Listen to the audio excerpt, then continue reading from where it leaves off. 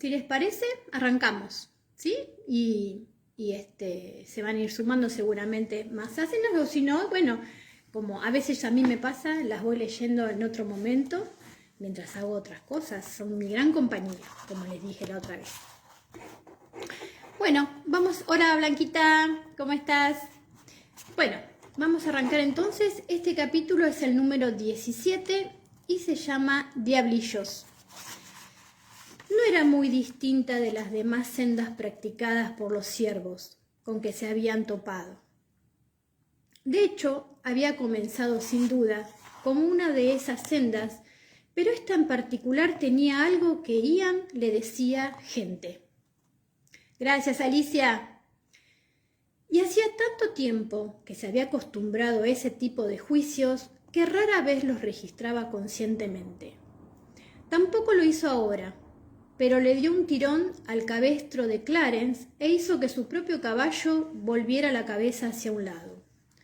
¿Por qué nos detenemos?, preguntó Hermann, con recelo. Aquí no hay nada. Allá arriba vive alguien, y hizo dirección a la pendiente arbolada. El sendero no es lo bastante ancho para los caballos. Los dejaremos atados aquí y caminaremos. Hermann y Vermin intercambiaron una mirada silenciosa de profundo escepticismo, pero se dejaron caer de la mula y avanzaron con dificultad tras Ian, senda arriba. Ian estaba empezando a tener dudas. Ninguna de las personas con las que había hablado durante la última semana conocían a ningún Kuykendall en la zona y no podían dedicarle mucho más tiempo a ese asunto. Tal vez tuviera que llevarse consigo a aquellos pequeños salvajes a New Bern, después de todo, y no tenía ni idea de cómo iban a tomarse ellos esa sugerencia. En realidad no tenía ni idea de cómo se tomaban nada. No era tanto que fueran tímidos como reservados. No hacían más que susurrarse cosas el uno al otro a sus espaldas mientras viajaban, cerrándose como almejas en el preciso momento en que los miraba. Lo observaban con un rostro cuidadosamente inexpresivo, que no dejaba traslucir nada, pero tras el cual se daba perfecta cuenta de que se estaba maquinando algo. ¿Qué demonios estaban tramando? Si tenían intención de escapar de él, pensó que quizás no se esforzaría mucho en alcanzarlos. Si por el contrario pensaban robarle a Clarence y el caballo mientras dormía, esa era otra cuestión. La cabaña estaba allí, y de su chimenea ascendía una espiral de humo. Hermann le dirigió una mirada de sorpresa e Ian le sonrió. «Os lo dije», observó y gritó un saludo. La puerta se abrió con un crujido y con ella asomó el cañón de un mosquete. No era una manera poco habitual de recibir a los extraños en los territorios del interior, por lo que Ian no se arrendró. Levantó la voz y explicó por qué estaban allí, al tiempo que empujaba a Hermann y a Vermin delante de él como prueba de su buena fe. El arma no desapareció, sino que se alzó de modo que no dejaba lugar a dudas acerca de las intenciones de quien la empuñaba. Obedeciendo a su instinto, Ian se arrojó al suelo arrastrando consigo a los muchachos en el preciso momento en que el disparo rugía sobre sus cabezas. Una voz de mujer gritó algo estridente en un idioma extranjero. Ian no comprendió las palabras, pero sí entendió con toda claridad el sentido, y haciendo que los chiquillos se pusieran de pie, los condujo precipitadamente de vuelta senda abajo. «Yo no voy a vivir con ella», le informó Vermin, lanzando una mirada de disgusto por encima del hombro con los ojos entornados. «Así te lo digo». «No, no vas a vivir con ella», corroboró Ian. «Sigue andando, ¿vale?», dijo al ver que Vermin se había parado en seco. «Tengo que cagar». «Ah, sí, bueno, date prisa». Se alejó, pues había descubierto con anterioridad que los chicos tenían una exigencia exagerada de privacidad en lo tocante a estas cuestiones. Hermann ya se había adelantado. El revoltijo de cabello rubio, sucio y enredado apenas sí se veía. Unos 18 metros cuesta abajo.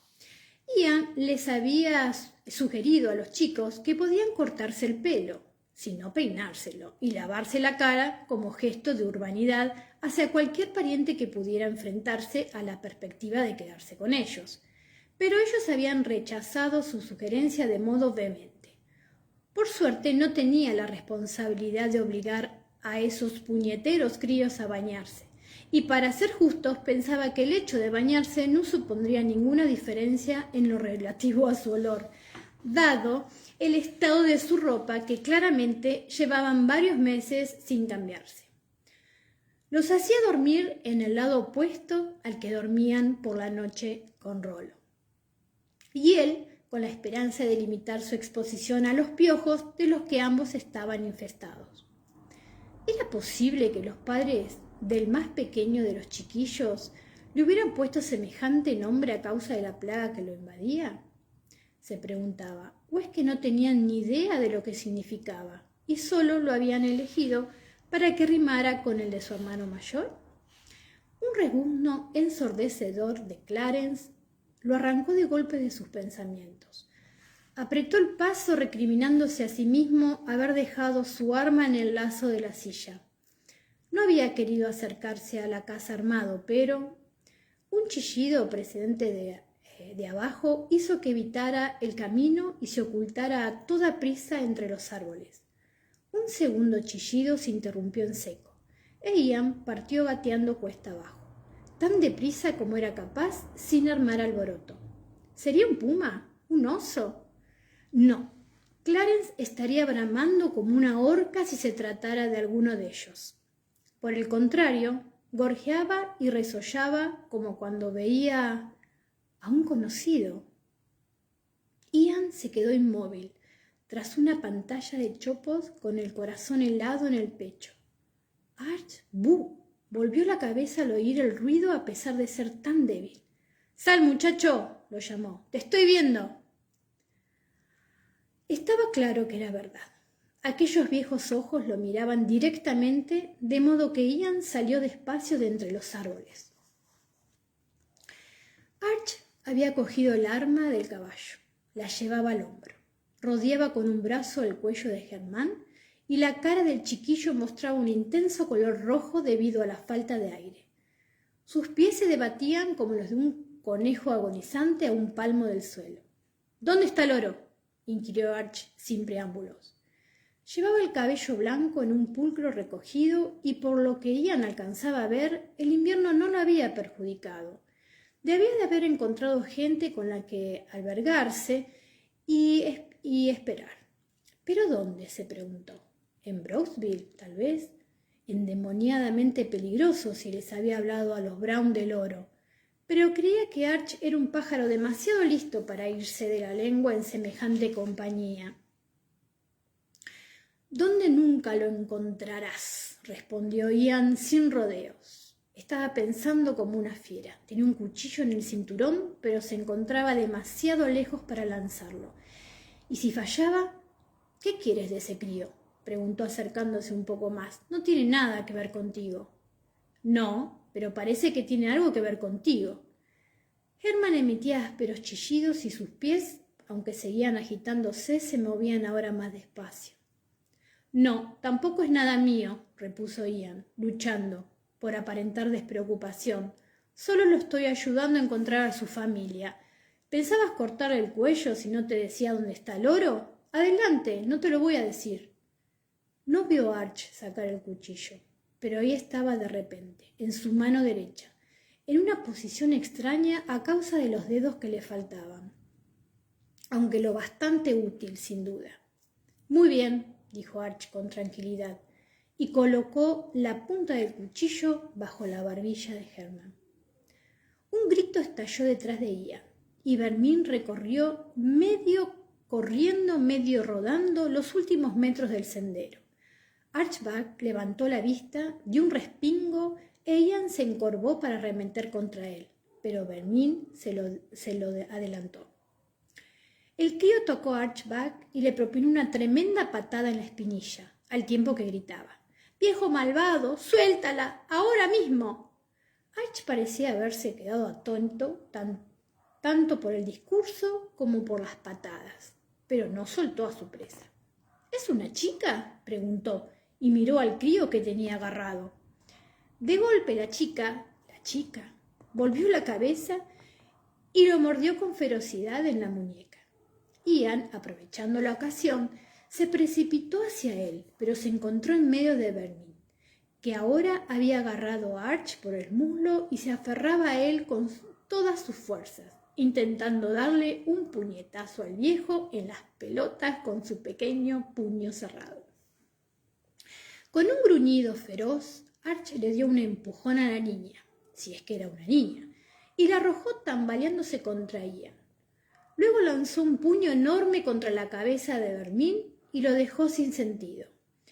Se sacudió a la chiquilla de la pierna, la rió una patada en las costillas mientras retrocedía bamboleándose y acto seguido dio media vuelta y salió corriendo. ¡Trudy, Trudy!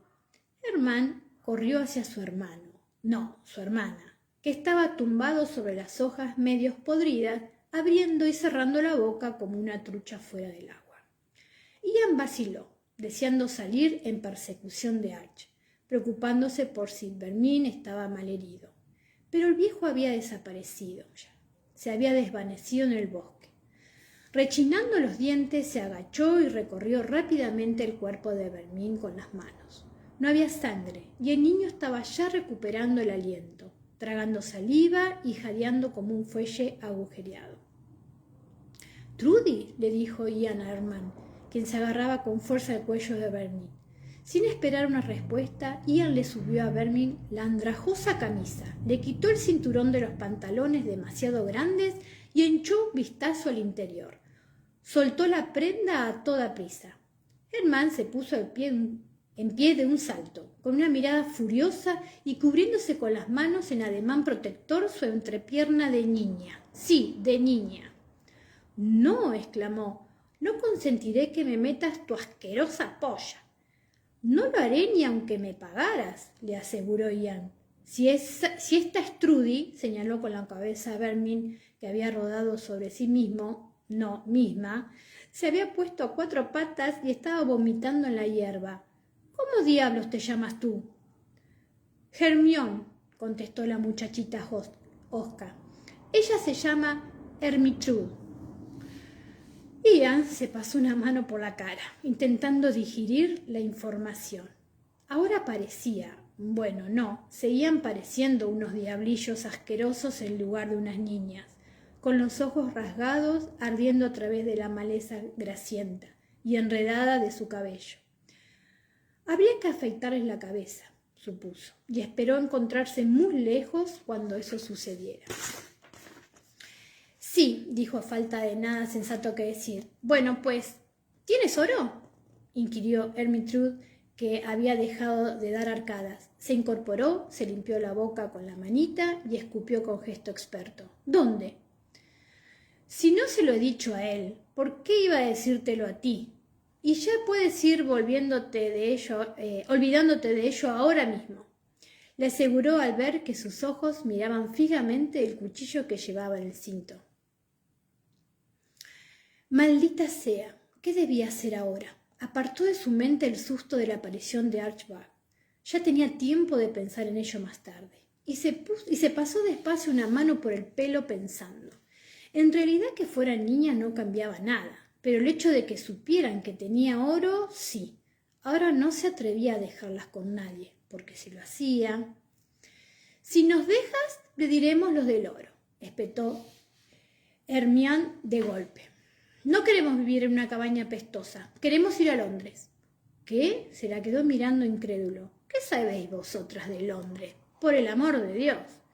«Nuestra madre era de allí», respondió Hermione, y se mordió el labio para dejar de temblar tras mencionar a su madre. Era la primera vez que hablaban de ella, observó Ian con interés, y desde luego la primera vez que daban muestras de vulnerabilidad. Ella nos habló de Londres. «Uf, ¿y por qué no habría de mataros yo mismo?», preguntó exasperado. Dejándolo atónito, Germán le sonrió. Era la primera expresión medio agradable que había visto nunca en su rostro. «Al perro le gustas», contestó. «No le gustaría si mataras a la gente». «Eso es todo lo que sabes», murmuró, y se puso en pie. Rollo, que había estado por ahí ocupándose de sus cosas, eligió ese preciso momento para salir tranquilamente de entre los matorrales, husmeando muy atareado.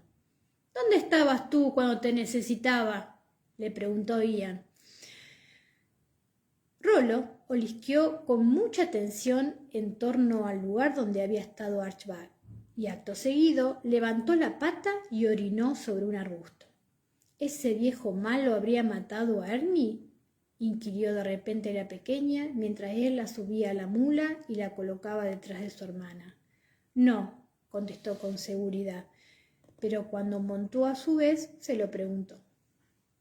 Tenía la desagradable sensación de que Archibald comprendía a la perfección la naturaleza del sentimiento de culpa, lo bastante como para matar a un crío inocente solo porque si Ian se habría sentido culpable de su muerte, Ian se habría sentido culpable. Arch lo sabía. «No», repitió con mayor firmeza. Archibald era tanto vengativo como rencoroso, y tenía derecho a serlo, lo admitía. Pero Ian no tenía motivos para pensar que fuera un monstruo. Sin embargo, hasta que acamparon esa noche, hizo que las chiquillas viajaran delante de él. No volvieron a ver ni rastros de Archibald, aunque mientras acampaban, Ian tenía de vez en cuando la inquietante sensación de que alguien los observaba. ¿Estaría Arch siguiéndolo? Muy probablemente, sí, pensó Ian, pues estaba claro que no había aparecido tan de repente por casualidad.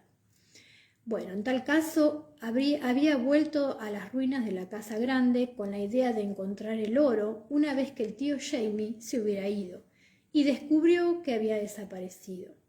Se preguntó por unos momentos si Arch habría logrado matar a la cerda blanca, pero descartó esa posibilidad.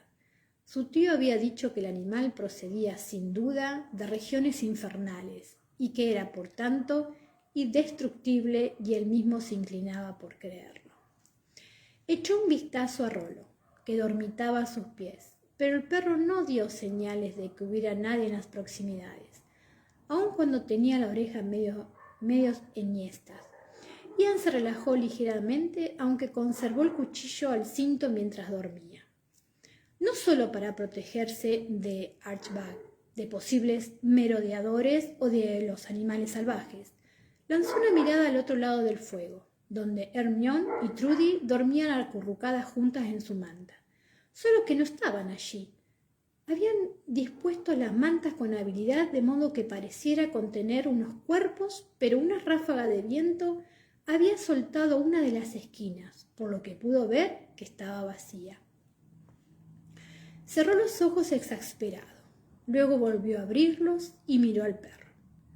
«¿Por qué no has dicho nada?», inquirió. «Es imposible que no las hayas visto irse».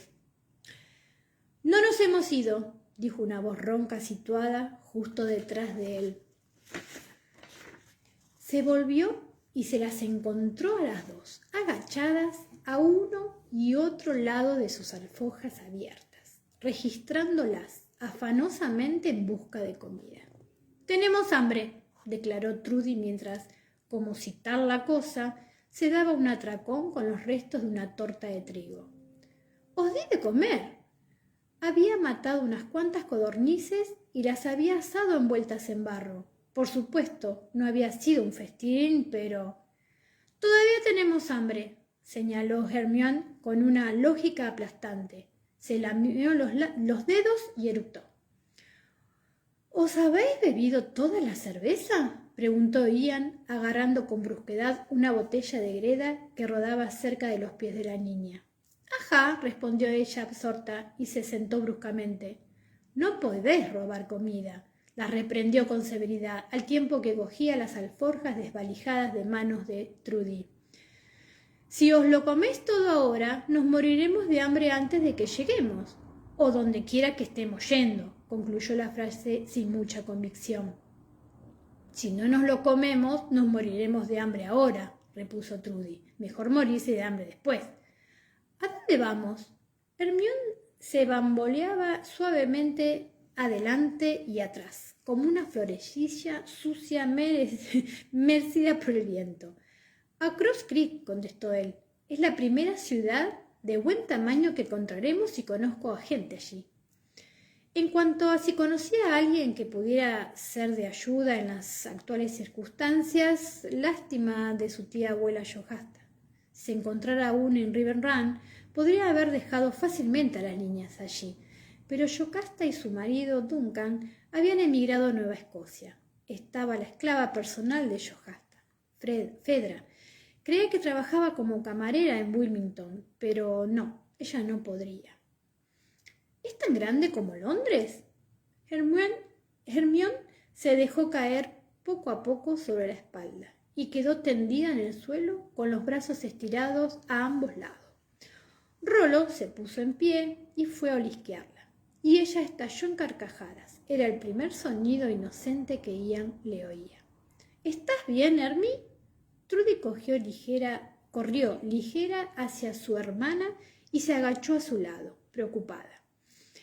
Tras haber olido a fondo a Hermione, Rollo dedicó ahora su atención a Trudy, quien se limitó a apartar su curiosa nariz. Ahora Hermione cantaba desafinando en voz baja. «No le pasa nada», señaló Ian tras echarle un rápido vistazo. «Solo está un poco borracha, se le pasará». «Ah, bueno». Más tranquila, Trudy se sentó junto a su hermana, rodeándose las rodillas con los brazos. Papi solía emborracharse, pero gritaba y rompía cosas. ¿Sí? Ajá, una vez le rompió la nariz a mi mamá. Vaya, repuso Ian sin tener ni idea de qué contestar a eso. Qué mal. ¿Crees que está muerto? Espero que sí. Yo también, contestó ella satisfecha. Bostezó abriendo mucho la boca, desde donde se encontraba. Ian podía oler sus dientes podridos, y luego se enroscó en el suelo, acurrucándose cerca de Hermione. Como un suspiro, Ian se puso en pie para ir a buscar la manta y las cubrió las dos con ella, remetiéndola con ternura alrededor de sus flojos cuerpecitos. ¿Y ahora qué?, se preguntó. El reciente intercambio de palabras era lo más parecido a una conversación de verdad que había tenido con las niñas hasta el momento, y no se hacía ilusiones de que su breve incursión en la amabilidad se prolongara más allá del alba. ¿Dónde podía encontrar a alguien que fuera capaz y estuviera dispuesto a ocuparse de ellas? Un tenue ronquido, como el zumbido de las alas de una abeja, brotó de la manta. Ian sonrió sin darse cuenta. La pequeña Mandy, la hija de Bree, hacía un ruido similar cuando dormía. De vez en cuando había tenido a Mandy dormida en sus brazos. En una ocasión, durante más de una hora, pues no quería desprenderse de ese peso pequeño y cálido mientras observaba el latido del pulso de su garganta e imaginaba, con añoranza y un dolor mitigado por la distancia, a su propia hija, que había nacido muerta y cuyo rostro era un misterio para él. Shexa le había llamado la Mohawk, niña, demasiado pequeña para tener nombre, pero sí lo tenía. Y Seabail, así le había llamado él. Se rebujó en la capa raída que el tío Jamie le había regalado cuando tomó la decisión de hacerse Mohawk y se tumbó junto al fuego. Reza. Eso era lo que su tío y sus padres le habrían aconsejado. En realidad no estaba seguro de a quién rezar ni qué decir. ¿Debía dirigirse a Cristo o a la Virgen? ¿O quizás a uno de los santos? ¿Al espíritu del cedro rojo que hacía descender al lado del fuego? ¿O a la vida que se movía en el bosque, susurrando en la brisa nocturna? «Adiá», dijo por fin en un murmullo al cielo abierto. «Juidich mi», y se quedó dormido. Ya fuera Dios quien hubiese respondido la propia noche, al amanecer se despertó con una idea. Esperaba ver a la doncella Visca, pero la propia señora Silvy acudió a abrir la puerta. Se acordaba de él. Ian observó su parpadeo de reconocimiento y le dio la impresión de agrado en sus ojos, aunque no llegó a sonreír, por supuesto. «Señor Murray», dijo serena y tranquila. Entonces bajó la vista y perdió un tanto la compostura. Se colocó los anteojos con montura metálica sobre la nariz para ver mejor lo que lo acompañaba, y acto seguido levantó la cabeza y lo miró fijamente con desconfianza. «¿Qué es esto?». Ian esperaba esa reacción y estaba preparado para ella. Sin contestar, le mostró la abultada bolsita que había preparado y la sacudió para que ella oyera tintinear el metal de su interior. La impresión de la señora Silvy cambió al oírlo y retrocedió para cederle el paso, aunque aún con aire receloso. No con tanto recelo como las pequeñas salvajes. A Ian todavía le costaba pensar en ella como niñas, que se quedaron atrás hasta que él las agarró ambas por el escuálido cuello y las empujó con firmeza al interior del salón de la señora Silvy. Se sentaron, a la fuerza, con aire de estar tramando algo, y el suspicaz, pero no les quitó la vista de encima, ni siquiera mientras hablaban con la propietaria del establecimiento. «¿Criadas?», inquirió ella con evidente incredulidad mirando a las chiquillas. Ian las había bañado con la ropa puesta, contra su voluntad, y tenía varios mordiscos que lo demostraban, aunque por suerte ninguno se había infectado todavía. Sin embargo, con su cabello no podía hacerse otra cosa más que cortárselo, pero no se había atrevido a acercarse a ninguna de las dos con un cuchillo, por miedo a hacerle daño o hacérselo a sí mismo en el forcejeo que se habría producido a continuación. Permanecieron sentadas mirando a través de la maraña de su pelo como górgolas malignas y con los ojos inyectados en sangre. «Bueno, no quieren ser prostitutas», repuso él con suavidad, «y yo tampoco quiero que lo sean. Personalmente no es que tenga nada en contra de la profesión», añadió con cortesía. Un músculo se crispó junto a la boca de ella, que le dirigió una penetrante mirada, teñida de regocijo a través de sus lentes. «Me alegro de escucharlo», repuso con sequedad. Bajó la mirada hacia los pies de él y luego la levantó despacio, casi admirativamente, recorriendo toda la longitud de su cuerpo, de un modo que hizo que se sintiera como si de repente lo hubieran sumergido en agua fría. Cuando la mirada volvió a posarse en su rostro, la expresión de regocijo se había intensificado de manera considerable. Ian tosió recordando, con una mezcla de vergüenza y de lujuria, toda una serie de interesantes imágenes de su encuentro más de 2 años antes.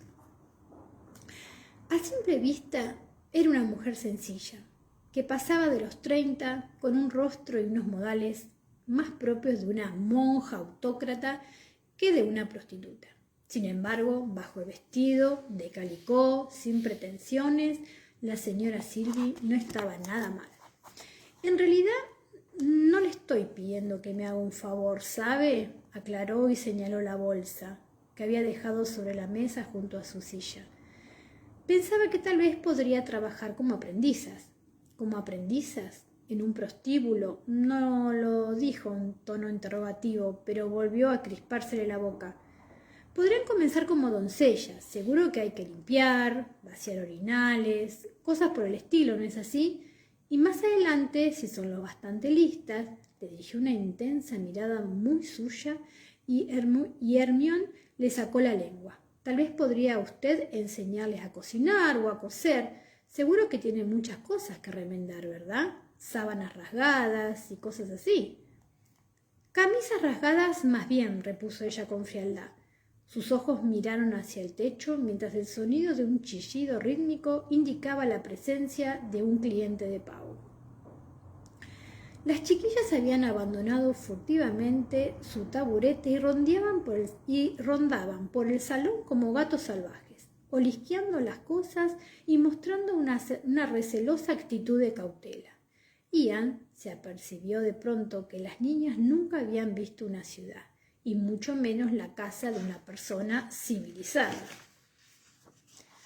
La señora Silvy se inclinó hacia adelante, cogió la bolsa y la sorpresa llegó a sus ojos al notar el peso. La abrió y vertió en su mano un puñado grasiento de perdigones, tras lo cual lo miró indignada. Ella no dijo nada, pero sonrió, y estirando el brazo, tomó una de las bolitas de la palma de su mano, le hincó la uña con fuerza y volvió a dejarla caer en el montón, con una incisión que lanzaba brillantes destellos dorados en medio de la oscuridad. Ella frunció los labios mientras volvía a sopesar la bolsa. Todo, según los cálculos de Ian, contenía oro por valor de más de 50 libras, la mitad del que llevaba. Alargó el brazo y le quitó a Hermione un adorno de porcelana de las manos. No va a ser un trabajo fácil, le contestó. Me parece que se lo ganará. Yo también creo eso, terció ella al tiempo que observaba a Trudy, que con extrema despreocupación se había bajado los pantalones y se estaba alivianando en un rincón de la chimenea. Son tremendas.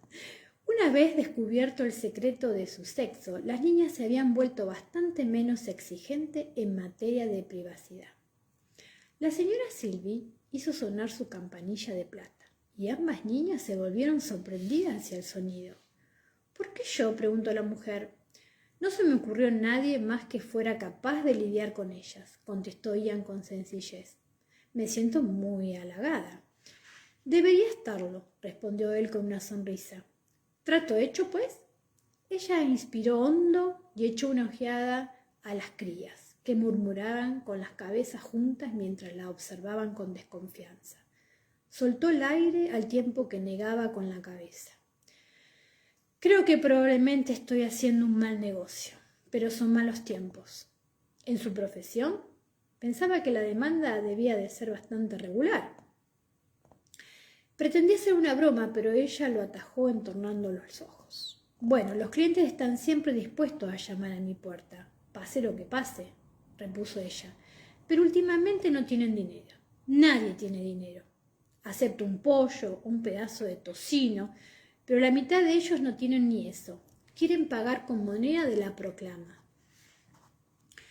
O con continentales, o con el pagaré de una unidad de la milicia. ¿Quiere probar a adivinar cuánto vale cualquiera de ellos en el mercado?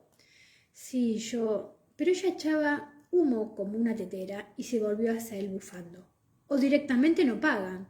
Cuando los tiempos son buenos, también lo son los hombres, la mayoría, pero cuando hay estrecheces, simplemente dejan de comprender por qué tienen que pagar para obtener placer.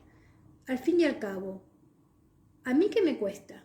Y no puedo negarme, pues si lo hago, se limitan a coger lo que quieren y después me queman la casa o nos hacen daño por mi temeridad. Supongo que entiende lo que digo. La amargura de su voz escocía como las ortigas, de modo que Ian descartó de golpe el impulso que empezaba a cobrar forma de proponerle que cerraran el trato de manera personal. Entiendo, contestó con la mayor tranquilidad de que fue capaz, pero ¿no cabe siempre ese riesgo en su profesión? Y hasta ahora no le ha ido mal, ¿verdad? La señora Silvy apretó los labios por un instante. Tuve un protector, un caballero que me amparaba. A cambio de un violento sonrojo apareció en sus delgadas mejillas. No es asunto suyo, señor. Ah, ¿no? Señaló con la cabeza la bolsa que ella tenía en las manos. Si voy a dejar a ellas. Hizo un gesto en dirección a las niñas que ahora palpaban la tela de una cortina. Con usted está claro que tengo derecho a preguntarle si la estoy poniendo en peligro al hacerlo, ¿no les parece? Son niñas, respondió ella con brevedad. Nacieron en peligro y vivirán su vida en esa condición, al margen de las circunstancias. Pero su mano apretaba ahora la bolsa con más fuerza y tenía los nudillos blancos. Ian estaba algo impresionado por su honestidad, puesto que era obvio que necesitaba el dinero con urgencia. No obstante, a pesar de su amargura, estaba disfrutando del tira y afloja. ¿Cree usted acaso que la vida no es peligrosa para los hombres?, inquirió y añadió sin pausa. ¿Qué le sucedió a su chulo? La sangre abandonó de golpe el rostro de ella, dejándolo tan blanco como la cera. Sus ojos echaban chispas. Era mi hermano, contestó, y bajó el volumen de su voz hasta que ésta se convirtió en un susurro furioso. Los hijos de la libertad lo cubrieron de alquitrán, lo emplumaron y lo dejaron morir ante mi puerta. Y ahora, señor, ¿tiene alguna otra pregunta que formularme en relación con mis asuntos o podemos dar el trato por zanjado? Antes de que lograra encontrar una respuesta a todo esto, se abrió la puerta y entró una joven. Al verla, Ian sintió una impresión visceral y se le nubló la vista. Después, la habitación dejó de girar a su alrededor y descubrió que podía volver a respirar. No era Emily, la muchacha, que los miraba con curiosidad, ora él, ora las pequeñas salvajes envueltas en las cortinas. Era medio india, de constitución menuda y graciosa, y llevaba el cabello largo, grueso y del color del ala de un cuervo, igual que el de Emily, suelto sobre la espalda. Tenía los pómulos anchos y la delicada barbilla redonda de Emily, pero no era ella.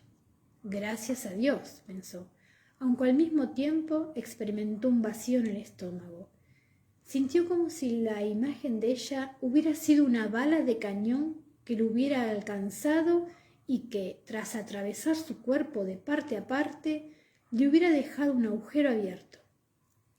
La señora Silvie le estaba dando a la muchacha india enérgicas instrucciones mientras señalaba a Hermione y a Trudy. La chica arqueó un instante sus cejas negras, pero asintió. Y dirigiéndole a las niñas una sonrisa, las invitó a que la acompañaran a la cocina para que comieran algo. Las chicas se desprendieron enseguida de las cortinas. Hacía mucho que habían desayunado. Ella no había podido darle más que unas gachas y un poco de carne de oso seca, dura como una suela de zapato. Siguieron a la muchacha india hasta la puerta de la habitación, sin dirigirle una mirada siquiera. Sin embargo, una vez en el umbral, Hermione se volvió y, subiéndose los anchísimos pantalones, lo miró fijamente y lo apuntó acusadora con un dedo largo y huesudo. Si acabamos haciendo de putas, a pesar de todo, maldito cabrón, te atraparé, te rebanaré las pelotas y te las meteré por el culo. Ian aceptó esa despedida con toda la dignidad de que fue capaz y con las carcajadas de la señora Silvie resonando en sus oídos. Bueno, fin de capítulo. Tremendas estas niñitas, tremendas. Bueno, chicas, fue un gusto enorme, como todas las veces que hemos participado en esta maratón GAVS, de estar aquí en esta lectura tan linda y divertida. Y bueno, esperando a la lectura de la próxima Sacenas mañana. Así que bueno, un besito a todas las que estuvieron compartiendo la lectura conmigo. Gracias Vivi, gracias Dori, gracias Blanca, gracias Patricia, todas las que están ahí, gracias Alicia. Y bueno, Vivi, un besito para todas y bueno, nos veremos mañana en otro capítulo. Chao chicas, las quiero. Besos, besos.